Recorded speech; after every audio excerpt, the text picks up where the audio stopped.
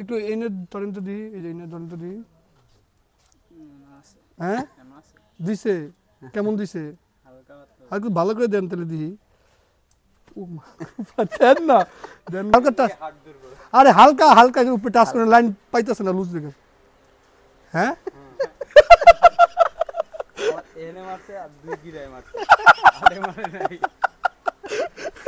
ভাই আলফাম্যান না আপনি?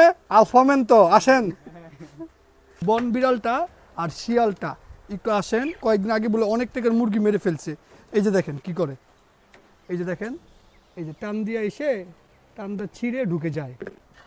শুনেন, এইটা এমন করেই বানানো হয়েছে, আমরা আপনার যেটা দিছি এটা ওই যে কুকুর, বিড়াল, শিয়াল এদেরকে দূরে রাখবো।